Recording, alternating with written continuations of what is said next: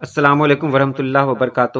ایک خاص ویڈیو لے کر آیا ہوں، نظم آوارہ کا خلاصہ۔ یہ بہت اہم ویڈیو ہے، تو چلیے ہم ویڈیو شروع کرتے ہیں۔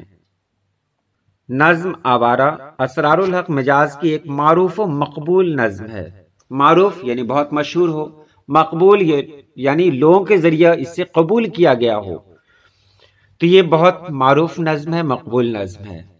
اپنی اس تخلیق میں شاعر رنگین راتوں کی مناظر کو پیش کرتا ہے۔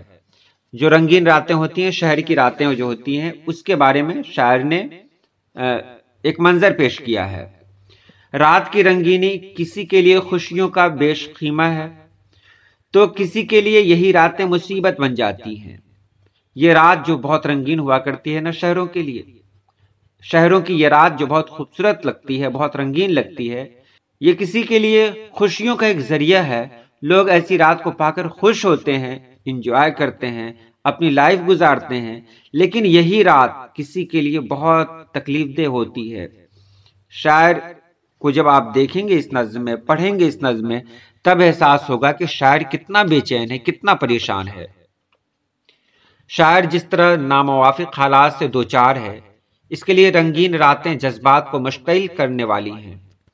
یعنی یہاں یہ کہا گیا ہے کہ شاعر اپنے حالات سے دوچار ہے، پریشان ہے، تو ایسی راتوں کا اس پر کوئی اثر نہیں پڑتا، بلکہ ایسی راتوں کو دیکھ کر وہ اندر سے اور بھی کھول اٹھتا ہے۔ شاعر نے اس قسم کی ایک رات کے منظر کو بیان کرتے ہوئے اپنے ذاتی تجربہ و مشاہدہ پیش کیا ہے۔ جگمگاتی جاگتی سڑکیں، جھلملاتے قمقمے، آکاش پر تاروں کا جال اور کسی ٹوٹے ہوئے تارے کی پھلجھڑی، غرض کے شہر کی رات کا ہر منظر اسے خود مشتعل کرتا ہے۔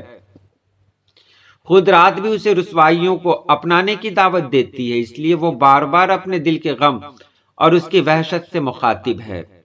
یعنی یہاں پر شاعر اس رات کو دیکھ رہا ہے، اس رات میں جی رہا ہے، لیکن وہ اس رات میں خوش نہیں ہے، وہ بے چین ہے، وہ اپنے حالات سے لڑ رہا ہے، وہ اپنے جذبات کا اظہار اس نظم کے ذریعہ کر رہا ہے۔